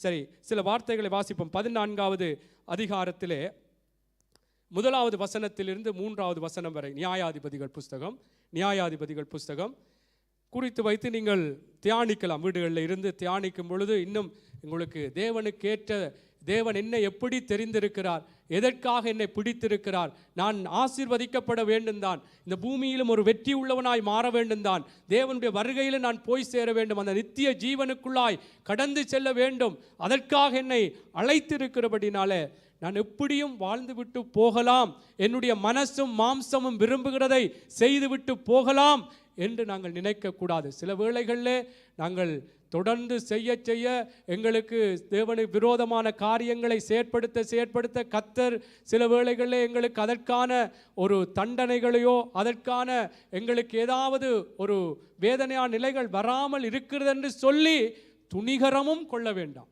ஆமென். அதனால்தான் பிரசங்கில் ஒரு வார்த்தை சொல்லப்படுகிறது, அங்கே துர்க்கிரியைகளுக்கு தக்க பலன் சீக்கிரமாய் நடவாதபடினால் அவருடைய இருதயம் அங்கே இருமாப்பு கொள்ளுது. அப்படித்தான் இருக்கு அந்த வார்த்தை. அதனாலே நாங்கள் இப்படி இருமாப்பு கொள்ளணும், கர்த்தருக்கேற்ற காரியங்களை தெரிவு செய்ய வேண்டும். வாசிப்போம். சிம்சோன் திம்னாத்துக்கு போய் திம்னாத்திலே பெலிஸ்தரின் குமாரத்திகளில் ஒரு பெண்ணை கண்டு திரும்ப வந்து தன் தாயையும் தகப்பனையும் நோக்கி, திம்னாத்திலே பெலிஸ்தரின் குமாரத்திகளில் ஒரு பெண்ணை கண்டேன், அவளை எனக்கு கொள்ள வேண்டும் என்றான். அப்பொழுது அவன் தாயும் அவன் தகப்பனும் அவனை நோக்கி, நீ போய் விருத்தசேதனம் இல்லாத பெலிஸ்தரிடத்தில் ஒரு பெண்ணை கொள்ள வேண்டியது என்ன? உன் சகோதரன் குமாரத்திகளில் எங்கள் ஜனமனைத்திலும் பெண் இல்லையா என்றார்கள். சிம்சோன் தன் தகப்பனை நோக்கி, அவள் என் கண்ணுக்கு பிரியமானவள், அவளையே எனக்கு கொள்ள வேண்டும் என்றான். ஆமென். எப்படிப்பட்ட மனுஷன், எப்படிப்பட்ட மனுஷர்களிடத்திலிருந்து விடுதலையாக்கும்படியாய் தெரிவு செய்யப்பட்ட ஒரு மனுஷனாய் இருந்தான். ஆனால் அந்த பெலிஸ்தருடைய கையிலிருந்து இஸ்ரவேல் ஜனங்களை விடுவிக்கப்படும்படியாகத்தான் இவன் பிறந்தான், வளர்ந்தான். கர்த்தர் காரியங்களை அவனுக்குள்ளே அதாவது வல்லமைகளை கொடுத்து நடத்தினார் என்று பார்க்கிறோம். அப்படி வளர்க்கப்பட்ட இந்த சிம்சோன் பெலிஸ்தரிடத்திலேயே போய் அந்த இடத்திலே போய் ஒரு பெண்ணை கண்டு தன்னுடைய என்ன சொல்றான், அவள் என் கண்ணுக்கு பிரியமானவள், அவளையே எனக்கு கொள்ள வேண்டும் என்றான். ஆமென். தேவ பிள்ளைகளே, இந்த நாட்களில் இவைகள் எல்லாம் மிகவுமே ஜாக்கிரதையாய் நாங்கள் கவனத்திலே கொள்ள வேண்டும். எதற்காக நாங்கள் வேறு பிரிக்கப்பட்டோம், எதற்காக யாரிடத்திலே நாங்கள் தஞ்சமடைந்திருக்கிறோம், அவரை தெய்வமாய் கொண்டிருக்கிறோமோ அதற்கேற்ற போலதான் எங்களுடைய தெரிவுகள் இருக்க வேண்டும். ஆமென். இந்த சிம்சோன், அதனால் நான் ஆரம்பத்தில் சொன்னேன், எங்களோட மனசும் மாம்சமும் விரும்பினதை செய்ய வேண்டும் என்று நாங்கள் யோசிக்க கூடாது. கர்த்தர் எதை விரும்புகிறார்? அதனால் தான் உபாகமத்திலே உன் மனம் பேதித்து என்னுடைய வார்த்தையை நீ கேளாதபடிக்கு போகாமல் இப்படி நான் இந்த தெரிவை வச்சிருக்கிறேன். ஆமென். எங்களோட மனம் சில வேளைகளில் பேதளிக்கும். சில காரியங்களை கண்ட உடனே இல்லை கட்டுனா நான் அவாவைத்தான் கட்டுவேன். சில பேர் அப்படி தான் தெரிவு செய்கிறது. கிளியை போல இருக்குன்னு சொல்லி கட்டுவினோம், பிறகு வந்து கொத்துதன்னு சொல்லுவினோம். அது முன்ன பின்ன தெரியாது. ஆமென். அதனால நாங்கள் கர்த்தருக்கேற்ற விதமாய் தெரிவு செய்ய வேண்டும். கர்த்தருடைய குணாதிசயம் இப்படி இருக்கு, கர்த்தர் எப்படி இதில் விரும்புகிறார், இது தேவனுக்கு பிரியமான காரியங்களா என்று சொல்லி அதற்கேற்ற விதமாகத்தான் தேவனுடைய பிள்ளைகளை தெரிவு செய்ய வேண்டும். என்ற கண்ணுக்கு பிரியம், எனக்கு விருப்பம் என்று சொல்லி அது முக்கியமல்ல. தேவனுக்கு பிரியமா, அதுதான் தேவனுடைய ஆசீர்வாதங்களை எங்களுக்கு தொடர்ந்து எங்களுக்குள்ளே கொண்டு வரும். ஆமென். இல்லை என்று சொன்னால் சில வேளைகளை கஷ்டப்பட வேண்டியதான் இருக்கும். அதனாலே தேவ பிள்ளைகளே, இதில் எல்லாம் கவனமாக இருக்க வேண்டும். சில வேளைகளை இப்பொழுது நாங்கள் அப்படி இருந்தாலும் கர்த்தருக்குள்ளே எல்லாம் ஆண்டவர் மாற்றங்களை கொண்டு வந்து ஆசீர்வதித்து வைத்திருக்கிறார். அல்லேலூயா, அல்லேலூயா. அதனாலே இந்த சிம்சோனுடைய தெரிவும் யோசேப்பினுடைய தெரிவும் எப்படி இருந்தது? யோசேப்பு சொல்லுகிறார், நான் எப்படி பாவம் செய்வது, தேவனுக்கு விரோதமாக எப்படி பாவம். ஆனால் சிம்சோன் சொல்லவில்லை, என்னை இதுக்காகத்தான் அழைத்திருக்கிறாரே, நான் எப்படி இந்த இடத்திலே போய் எனக்கு பிரியமாயிருந்தாலும் எப்படி தெரிவு செய்கிறது என்று சொல்லி அவர் விட்டு விடாதபடிக்கு அவர் தன்னுடைய மனசு மாம்சம் விரும்பினது போல தெரிவு செய்தார். அதனாலே எல்லாமே நீங்கள் உங்களுடைய வாழ்க்கை நிலைகளோடு ஒப்பிட்டு பாருங்கள். நான் இந்த சம்பவங்களை சொல்லுகிறேன் என்றால் கர்த்தர் எல்லாமே எங்களுக்கு ஒரு எச்சரிப்பு உண்டாகும்படி தான் எழுதியிருக்கிறார். வேதத்திலே எழுதப்பட்ட எல்லா காரியங்களும் கர்த்தர் சொல்லுகிறார் திருஷ்டாங்கமாய் நடைபெற்றதாம். எல்லாம் அவர்களுக்கு இப்படி தான் நடந்தது என்று எழுதி வைத்திருக்கார். அது ஏன் எழுதி வைத்திருக்கிறார்? எனக்கும் உங்களுக்கும் ஒரு எச்சரிப்பு. அதிலே தாவீது விழுந்து விட்டார், சிம்சோன் விழுந்து விட்டார், நானும் விழுந்துட்டு எழும்பலாம் என்று நினைக்கிறதுக்கு அல்ல, எனக்கும் சேர்த்தான் சொல்றேன். ஆமென். அதனாலே தேவ பிள்ளைகளே, கர்த்தருக்கேற்ற தெரிந்து கொள்ளுதல், தேவனுக்கேற்ற ஒரு தெரிந்து கொள்ளுதலை செய்வோம். சரி, இன்னொரு சம்பவத்தை பார்த்து நான் முடித்துக் கொள்கிறேன். மோசேனுடைய ஒரு தெரிந்து கொள்ளுதல் எபிரேய ஆக்கியோன் அங்கே சொல்லுகிறார். 11வது அதிகாரத்திலே 20வது வசனம். அதில் எப்படி மோசேனுடைய ஒரு தெரிந்து கொள்ளுதல் அழகாக எழுதப்பட்டிருக்கிறது. 11வது அதிகாரம் 20வது வசனம். விசுவாசத்தினாலே ஈசாக்கு வரும் காரியங்களை குறித்து யாக்கோபையும் ஏசாவையும் ஆசீர்வதித்தான். 11:20 வாசிங்கள். 27. விசுவாசத்தினாலே யாக்கோபு தன் மரண காலத்தில் யோசேப்பினுடைய குமாரர் இருவரையும் 24 வாசிங்கள். மன்னிக்கவும். விசுவாசத்தினாலே மோசே தான் பெரியவனான போது பார்வோனுடைய குமாரத்தியின் மகன் எண்ணப்படுவதை வெறுத்து அநித்தியமான பாவ சந்தோஷங்களை அனுபவிப்பதை பார்க்கிலும் தேவனுடைய ஜனங்களோட துன்பத்தை அனுபவிப்பதையே தெரிந்து கொண்டு. ஆமென். எப்படி தெரிவு செய்கிறார் என்றால், விசுவாசத்தினாலே மோசே தான் பெரியவனான பொழுது பார்வோனுடைய குமாரத்தியின் மகன் எனப்படுவதை வெறுத்து. இந்த பார்வோனுடைய குமாரத்தியின் மகன் என்று சொல்லும் பொழுது அவள் எப்படியாக அந்த நாட்களிலே அந்த பார்வோனுடைய குமாரத்தின் மகன் என்று சொன்னால் எவ்வளவோ அநித்தியமான பாவ சந்தோஷங்களை அனுபவிக்கத்தக்கதான ஒரு நிலையிலே, ஒரு அரண்மனை வாழ்க்கையில் இருந்த ஒரு மனுஷன் எப்படி என்னத்தை தெரிவு செய்கிறார் என்றால், தேவனுடைய ஜனங்களோடு துன்பத்தை அனுபவிப்பதையே தெரிந்து கொண்டு இனிவரும் பலன் மேல் நோக்கமாயிருந்து எகிப்தில் உள்ள பொக்கிஷங்களிலும் கிறிஸ்துவின் நிமித்தம் வரும் நிந்தையை அதிக பாக்கியம் என்று எண்ணினான். விசுவாசத்தினாலே அவன் அதர்சனமானவரை தரிசிக்கிறது போல உறுதியாயிருந்து ராஜாவின் கோபத்துக்கு பயப்படாமல் எகிப்தை விட்டு போனான். ஆமென். ஆகவே தேவனுடைய பிள்ளைகள் கிறிஸ்துவின் நிமித்தம் வரும் நிந்தையை, பாடுகள், என்ன சகோதரர் ஆசீர்வாதமான செய்தி வரும் என்றால், நீங்கள் என்ன அப்படி இப்படி கத்தர்தான் என்ற மனசும் மாம்சம் விரும்பினது போல சில செய்தியை சொல்லுவீங்கன்னு பார்த்தா இப்படி சொல்றீங்க என்று நிச்சயமாய் எனக்கும் சேர்த்து நான் திருப்பி என்னையும் இந்த வார்த்தை, இந்த அதாவது வேதம் சொல்லுகிறது, அவருடைய வார்த்தை அக்கினியை போலவும் கண்மலையை நொறுக்கிற சம்மட்டியை போலவும். இப்போ இந்த இருதயம் சில வேளை அப்படி இப்படி ஒன்று இருந்தாலும் நொறுக்கும். இல்லை, கத்தட்ட வார்த்தை இப்படித்தான் என்று சொல்லி எல்லா இருதய கடினங்களும் மனம் பேதளித்து அப்படி இப்படி என்று போகிற எல்லா நிலைகளையும் நேராக்கும். ஆமேன். எங்களை உருவாக்கும். அதைத்தான் நாங்கள் படித்தோம். உருவாக்கும் எங்களை. ஆமேன். எங்களை உருவாக்க வேண்டும் கர்த்தருடைய வார்த்தை. ஆமேன். இதிலே கிறிஸ்துவின் நிமித்தம் வரும் நிந்தைகள், போராட்டங்கள், பிரச்சனைகளை கண்டெல்லாம் நாங்கள் அதை தெரிவு செய்யாமல் ஐயோ எனக்கு வேண்டாம் அப்படியெல்லாம் சாம்சன் சொல்லுவார். இந்த சுவிசேஷம் அறிவிக்க போகும் பொழுது சிலர் கொடுக்கா தூக்கி எறிஞ்சிட்டு போவாங்க, சில கூடாத கேள்விகளை கேட்பாங்க. இப்படி அது கிறிஸ்துவின் நிமித்தம் வரும் போராட்டம், நிந்தை. இப்படி நீங்களும் அநேகர் பல விதங்களிலே சந்தித்திருப்பீர்கள். அதனாலே இது ஏன் எனக்கு இந்த போராட்டம்? நான் ஆண்டவருக்குள்ளே வந்து ஆண்டவர் தான் என்னை நடத்துவார், எனக்கு அவர் யாவற்றையும் செய்வார் என்றுதான் நான் என்னை விட்டு கொடுத்தேன். ஆனாலும் ஏன் எனக்கு இப்படி ஒரு போராட்டம், ஏன் எனக்கு இப்படி ஒரு கஷ்டமான சூழ்நிலை? ஆண்டவருக்காகத்தானே வாழ்கிறேன், ஆண்டவருக்காகத்தானே காரியங்கள். ஆனால் கர்த்தர் இதிலே ஏன் பேசாமல் இருக்கிறார் என்று கூட தேவனுடைய பிள்ளைகளே, நாங்கள் அதை தெரிவு செய்யாமல் இதை விட்டு போகலாம், இது சரி வராது என்று இப்படியெல்லாம் இருக்காமல் கிறிஸ்துவின் நிமித்தம் கர்த்தருக்குள்ளாய் நீங்கள் வாழும் பொழுது நிச்சயமாய் சில போராட்டங்கள் வரும். நான் சொல்கிறேன் இப்போ என்றால் கர்த்தருக்குள்ளே ஒப்பு கொடுங்கள், தெரிந்து கொள்ளுங்கள் என்றால், ஆனால் அதுக்கும் போராட்டம் இருக்கு, பிரச்சனை இருக்கு. ஆமேன். இது ஏதோ நான் இதுலேருந்து தைரியமாக பேசி விடுறதில்ல, இது ஒரு யதார்த்தம், நிஜம், இதுதான். ஆனால் கர்த்தருடைய ஆசீர்வாதம் பெரிது. ஆமேன். எல்லாமே நன்மைக்கு ஏதுவாகத்தான். ஆமேன். அதனாலே தேவ பிள்ளைகளே, கிறிஸ்துவின் நிமித்தம் ஆண்டவருக்காகத்தானே நான் விட்டு கொடுத்தேன், அதைத்தான் தெரிவு செய்தேன். ஆனால் போராட்டத்தின் மேலே போராட்டம்தான், நிந்தைக்கு மேலே நிந்தாய்தான், ஒரு முடிவுக்கு வரும் போலவே தெரியல என்று கூட நினைக்கிற அளவுக்கு இருக்கலாம். ஆனால் கர்த்தர் நிச்சயமாய் அவர் முடிவிலே பெரிய அற்புதமாய் எங்களை உயர்த்துவார். ஆமேன். அதற்கு திராணிக்கு மேலே கர்த்தர் சோதிக்க விட மாட்டார். ஆமேன். அதனாலே கிறிஸ்துவின் நிமித்தம் வரும் நிந்தையை நாங்கள் பாக்கியமாக எடுத்துக்கொண்டு அதை தெரிவு செய்து ஓட வேண்டும். ஆமேன்.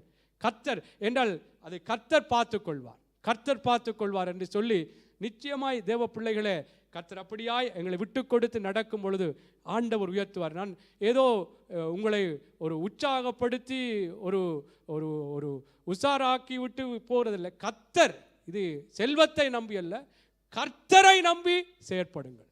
ஆமென். கர்த்தர் பெரிய காரியங்களை செய்வார். ஆமென். மோசே அப்படியாக அவர் செயற்பட்டார். கிறிஸ்துவின் நிமித்தம் வரும் நிந்தையை அதிக பாக்கியமாக கருதினார். எகிப்தில் உள்ள பொக்கிஷங்களிலும் அவர் இனிவரும் பலன் மேல் நோக்கமாக இருந்தார் என்றெல்லாம் இதிலே நாங்கள் பார்க்கிறோம். ஆகவே இந்த உலகத்திலே பலவிதமான காரியங்கள் தேவனுக்குள்ளாக தேவனுடைய அந்த நிந்தைகளையும் அல்லது தேவன் நிமித்தம் வருகிற போராட்டங்களையும் அனுபவிக்க முடியாதவர் இழுக்கும். ஆனால் கர்த்தருக்குள்ளாக இல்லை, ஆண்டவருடைய பிள்ளைகளோடு ஆண்டவருக்காக ஆண்டவருடைய காரியங்களை செய்யும் பொழுது வருகிற நிந்தை அது பெரிய பாக்கியம். ஆமென். அது பெரிய ஆசீர்வாதமாம். அதைத்தான் அந்த அந்த வார்த்தையினுடைய அந்த அந்த அதாவது பொருளை அல்லது அந்த வார்த்தையில் இருக்கிற ஆசீர்வாதத்தை நாங்கள் பார்த்தா தான் இன்னும் எங்களுக்கு ஒரு உற்சாகம் வரும். அதனாலே இதை கருத்திலே கொள்ளுங்கள். வருகிற பாடுகளை குறித்து நாங்கள் அந்த அது நிமித்தம் எங்களுக்கு ஏன் கஷ்டம் என்று சொல்லி விட்டுவிட வேண்டாம். ஆமென். உங்களுக்கு தெரியும், நகோமி எப்படி பெத்லகேம் என்று சொல்லுகிற அந்த இடத்திலே இருக்க வேண்டியவள், அங்கே ஒரு பஞ்சம் வந்த பொழுது என்ன செய்கிறாள்? அந்த ஏன் தங்களுக்கு இப்படி பஞ்சம் வந்துட்டு என்று சொல்லி தேவன் வெறுத்த அல்லது தேவன், நான் ஆரம்பத்தில் சொன்னேன், ரூத் எப்படி மோவாபிய அந்த ஸ்திரீ தேவனுக்குள்ளாய் தன்னை ஒப்பு கொடுத்தால் ஆசீர்வதிக்கப்படும். ஆனால் இவள் அங்கே போகக்கூடாது, மோவாபியரோடு ஐக்கியப்படக்கூடாது, அல்லது அந்த இடத்துக்கு அந்த தேசத்துக்கு போகக்கூடாது ஒன்றொரு கட்டளை இருந்த பொழுதும் பெத்லகேமிலே அங்கே ஒரு பஞ்சம், அல்லது இந்த நாட்களே சொல்லுவோம், ஏதாவது ஆண்டவருடைய சமூகத்தில் இருக்கிறோம் வருகிறோம், எங்களுக்கு போராட்டம் பிரச்சனை என்று சொல்லி மீண்டும் உலகத்தை நோக்கி ஓடுகிறது போல இந்த நகோமியும் பிள்ளைகள் புருஷன், அங்கே எலிமெலேக்கு பிள்ளைகள் மக்லோன் கிளியோன் என்று சொல்லுகிற அவர்கள் குடும்பமாய் போனார்கள். அங்கே போன பொழுது எவ்வளவு பாதிப்புக்குள்ளாய் புருஷனை இழந்தாள், பிள்ளைகளை இழந்தாள் என்று சொல்லப்படுகிறது. என்ன சொல்லுகிறேன் தேவ பிள்ளைகளே, தேவனுக்கேற்றதை தெரிந்து கொள்ளும் பொழுது கர்த்தர் எங்களை நிச்சயமாய் கைவிட மாட்டார். அது சில வேளைகள் எங்களுடைய சூழ்நிலைகளை மாறவில்லையே, நான் எதிர்பார்த்த நேரத்தில் எதிர்பார்க்கிற காரியம் வரவில்லையே என்று சொல்லி நான் தவறான ஒரு தெரிந்து கொள்ளலை செய்ய வேண்டாம். கர்த்தர் நிச்சயமாய் எல்லாம் அவருடைய கட்டுப்பாட்டுக்குள்ளே இருக்கிறது என்பதை நீங்கள் மறக்கக்கூடாது. ஆமேன். கர்த்தருக்கு ஏற்றதையே தெரிந்து கொண்டு நாங்கள் வாழுவோம். ஆமேன். அவே இப்பொழுதும் கூட நான் முக்கியமாக ஒரு காரியத்தை சொல்ல வேண்டும். நான் ஒன்றென்று சொல்லி பொய் சொல்லிட்டேன்னு அதை தெரிந்து கொள்கிறேன் சொல்லக்கூடாது, மன்னிச்சு கொள்ளவும். லோத்தினுடைய ஒரு காரியம் இது இந்த காலகட்டத்துக்கு தேவையான ஒரு செய்தியாக இருக்கிறபடினாலே, சொல்ல வேண்டிய ஒரு ஆலோசனையாக இருக்கிறபடினாலே நான் சொல்லுகிறேன். ஆதியாகம புஸ்தகம் 13வது அதிகாரம் 8வது வசனத்திலிருந்து 11வது வசனம் வரைக்கும் வாசித்து நாங்கள் தேவனுடைய வார்த்தைக்கு ஒப்பு கொடுத்து நாங்கள் திருவிருந்துக்குள்ளாக கடந்து செல்லலாம். ஆதியாகமம் 13வது அதிகாரம் 8வது வசனத்திலிருந்து 11வது வசனம் வரைக்கும். ஆபிரகாம் லோத்தை நோக்கி, எனக்கும் உனக்கும் என் மேய்ப்பருக்கும் உன் மேய்ப்பருக்கும் வாக்குவாதம் வேண்டாம், நாம் சகோதரர். இந்த தேசமெல்லாம் உனக்கு முன் இருக்கிறது அல்லவா? நீ என்னை விட்டு பிரிந்து போகலாம். நீ இடதுபுறம் போனால் நான் வலதுபுறம் போகிறேன், நீ வலதுபுறம் போனால் நான் இடதுபுறம் போகிறேன் என்றான். அப்பொழுது லோத்து தன் கண்களை ஏறெடுத்து பார்த்து, யோர்தான் நதிக்கு அருகான சமபூமி முழுவதும் நீர்வளம் பொருந்தினதா இருக்க கண்டான். கர்த்தர் சோதோமையும் கொமோராவையும் அழிக்கும் முன்னே சோவாருக்கு போம் வழிமட்டும் அது கர்த்தருடைய தோட்டத்தை போலவும் எகிப்து தேசத்தை போலவும் இருந்தது. அப்பொழுது லோத்து யோர்தானுக்கு அருகான சமபூமி முழுவதையும் தெரிந்து கொண்டு கிழக்கே பிரயாணப்பட்டு போனான். இப்படி அவர்கள் ஒருவரை ஒருவர் விட்டு பிரிந்தார்கள். ஆமென். சரி, இந்த சம்பவத்தை நீங்கள் வாசித்திருப்பீர்கள். இங்கே ஆபிரகாமுடைய மந்தை மேய்ப்பருக்கும் லோத்துவினுடைய மந்தை மேய்ப்பருக்கும் அங்கே பிரச்சனைகள் வாக்குவாதங்கள் வந்த பொழுது ஆபிரகாம் சொல்லுகிறார், நாங்கள் சகோதரர், எங்களுக்குள்ளே வாக்குவாதம் வேண்டாம், இந்த தேசம் உனக்கு முன்பாக இருக்கிறது, நீ என்னை விட்டு பிரிந்து போகலாம், ஒரு தெரிவு நீ தெரிவு செய்து பிரிந்து போகலாம். இதில் சொல்கிறார், நீ இடதுபுறம் போனால் நான் வலதுபுறம் போகிறேன், நீ வலதுபுறம் போனால் நான் இடதுபுறம் போகிறேன். இப்படியாக ஆபிரகாம் தெரிவு செய்யத்தக்கதான ஒரு தெரிவை லோத்துவிற்கு கொடுத்த பொழுது இந்த லோத்து எப்படி தெரிவு செய்தார், அதைத்தான் இன்றைக்கு முக்கியப்படுத்த விரும்புகிறேன். பாருங்கள் 10வது வசனம். அப்பொழுது லோத்து தன் கண்களை ஏறெடுத்து பார்த்து யோர்தான் நதிக்கு அருகான சமபூமி முழுவதும் நீர்வளம் பொருந்தினதாய் இருக்க கண்டான். கர்த்தர் சோதோமையும் கொமோராவையும் அழிக்கும் முன்னே சோபாருக்கு போம் வழி மட்டும் அது கர்த்தருடைய தோட்டத்தை போலவும் எகிப்து தேசத்தை போலவும் இருந்தது. இன்றைக்கும் தேவ பிள்ளைகளே, சில தெரிவுகளை நாங்கள் தெரிவு செய்யும் பொழுது, சிலது எங்களை பார்க்கும் பொழுது அங்கே கர்த்தருடைய காரியங்கள் எல்லாம் அந்த மனுஷனுக்குள்ளே இருக்கிறது அல்லது அந்த இடத்துல இருக்கிறது போலவும் தெரியும். பாவமான எகிப்து தேசத்துக்குரிய அல்லது எகிப்தின் அந்த பாவ அடிமைத்தனத்துக்குரிய அந்த சுபாவங்களோடும் அங்கே காரியங்கள் இருக்கும். அதனாலே இந்த நாட்களிலும் நாங்கள் தெரிவு செய்யும் பொழுது கர்த்தருக்கேற்றதா இருக்கிறதா இருக்கும். சில வேளை கர்த்தருக்கேற்றது போல, கர்த்தருடைய தோட்டத்தை போல இருக்கும். ஆண்டவருக்கு என்று காரியங்கள் செய்கிறார்கள், ஆண்டவருக்காகத்தான் எல்லாம் ஏதோ நடக்குது. ஆனாலும் எகிப்து தேசத்தை போலவும் இருக்குது. ஆமேன்.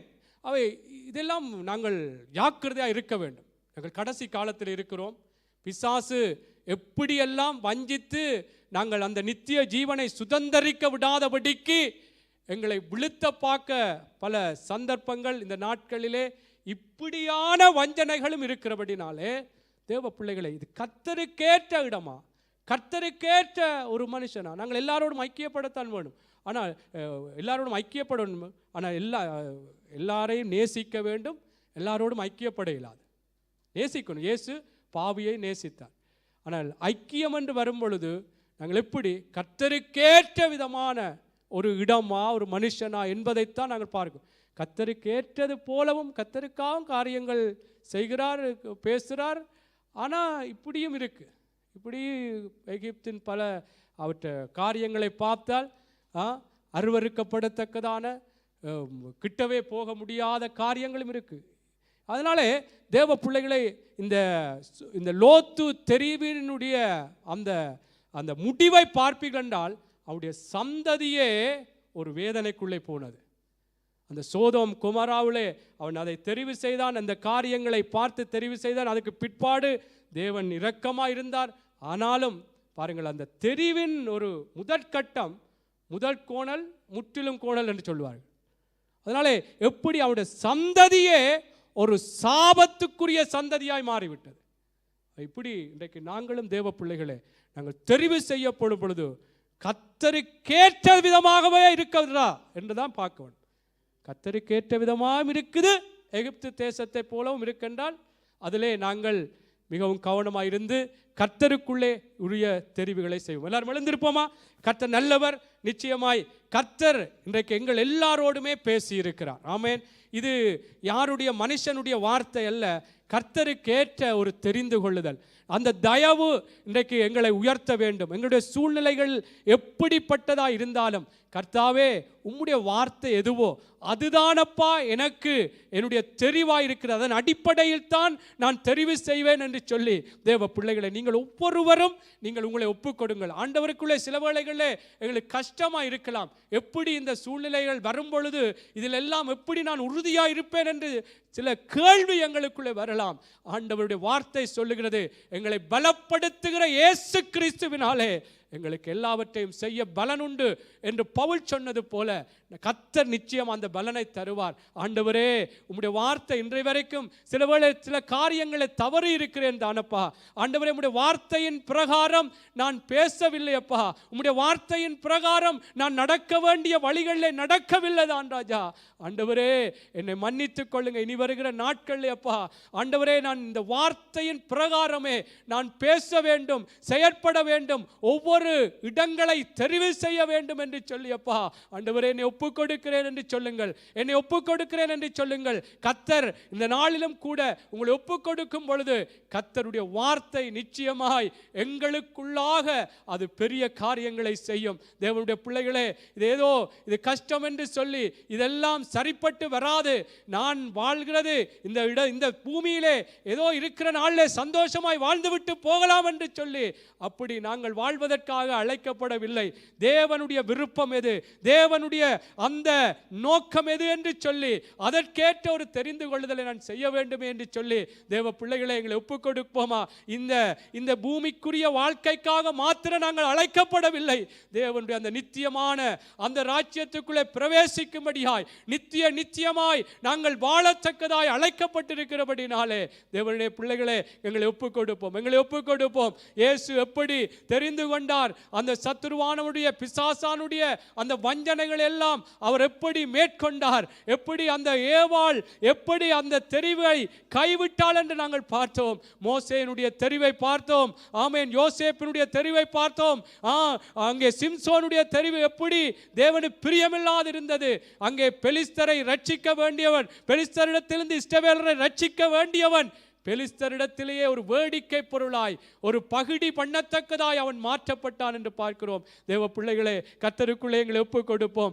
ஆண்டவர் எங்களை மற்றவர்களுக்கு வேடிக்கை, எங்களை மற்றவர்கள் பகுடி பண்ற அளவுக்கு எங்களை வைக்க மாட்டார். தேவனுக்குள்ளாய் தெரிந்து கொள்ளும் பொழுது கர்த்தர் மற்றவர்கள் மத்தியிலே, சத்துருக்கள் மத்தியிலே எங்களுக்கு ஒரு பந்தியை ஆயத்தப்படுத்தி பூமியின் உயர்வான ஸ்தலங்களிலே எங்களை ஏறி இருக்க பண்ணுவார். நிச்சயமாய் தேவ பிள்ளைகளை உங்களை ஒப்புக் கொடுங்கள். உங்களுடைய சூழ்நிலைகள் எதுவாக இருந்தாலும், இல்லையப்பா ஆண்டவரே, நாங்கள் மற்றவர்கள் கோபப்படுத்தும்படியாய் எங்களை பேசினாலும் ஆண்டவரே நான் பொறுமையாய் தாழ்மையாய் ஆண்டவரே நான் பேச வேண்டும், கூடாத வார்த்தைகளை நான் பேசக்கூடாதப்பா என்று சொல்லி ஆண்டவருக்குள்ளாக உங்களை ஒப்புக் கொடுங்கள். நான் கணவனுக்கு கீழ்ப்படிய வேண்டும், மனைவியிடத்திலே நான் அன்பு செலுத்த வேண்டும், பிள்ளைகள் அங்கே பெற்றார்களுக்கு கீழ்ப்படிய வேண்டும், பெரியவர்களுக்கு நாங்கள் மதிப்பு கொடுக்க வேண்டும் என்று சொல்லி இப்படியாய் தேவ பிள்ளைகளே நாங்கள் கர்த்தருடைய வார்த்தை எவ்வளவுத்துக்கு அறிந்திருக்கிறோமோ அந்த அறிந்திருக்கிற வார்த்தைகளின் பிரகாரம் நாங்கள் தெரிவுகளை செய்து ஆண்டவரே உம்முடைய தயவினால் ஆசீர்வதிக்கப்பட்டவர்களாய் உயர்த்தப்பட எங்களுக்கு உதவி செய்யுங்கப்பா. எங்களுக்கு உதவி செய்யுங்க ஆண்டவரே. எங்களை நடத்துங்கப்பா. இந்த இடத்துல இருக்கிற ஒவ்வொரு பிள்ளைகளும் ஆண்டவரே இந்த வார்த்தையின் பிரகாரம் தங்களை ஒப்பு கொடுத்து ஆண்டவரே உம்முடைய மேன்மையான அந்த ஆசீர்வாதங்களை சுதந்தரித்துக் கொள்ள கர்த்தர் உதவி செய்யுங்கப்பா. லோத்துவை போலப்பா கர்த்தருடைய தோட்டத்தை போலவும் எகிப்து தேசத்தை போலவும் இருக்கிறது என்று சொல்லி அந்த சோதோம் குமாராவை தெரிந்து கொண்டான். அவனுடைய சந்ததியே ஆண்டவரே ஒரு வேதனைக்குள்ளே போனது என்று பார்க்கிறோம் அப்பா. இன்றைக்கும் பிசாசு இப்படியான தெரிவுகளை செய்யத்தக்கதாகவும் பல காரியங்களை ஆண்டவரே வெளிப்படுத்தி கொண்டிருக்கிறதை பார்க்கிறோம் ஐயா. கர்த்தாவே, இவைகளெல்லாம் நாங்கள் ஜாக்கிரதையாக இருந்து கர்த்தாவே உம்முடைய தெரிவு, உம்முடைய வார்த்தையின் பிரகாரமே நாங்கள் தெரிவுகளை செய்த ராஜா எங்களுடைய சந்ததிகளுக்கும் ஒரு ஆசீர்வாதத்தை கொண்டு வரத்தக்கதாய் கர்த்தாவே எங்களுக்கு உதவி செய்யும்படி ஆட்சேபிக்கிறோம்.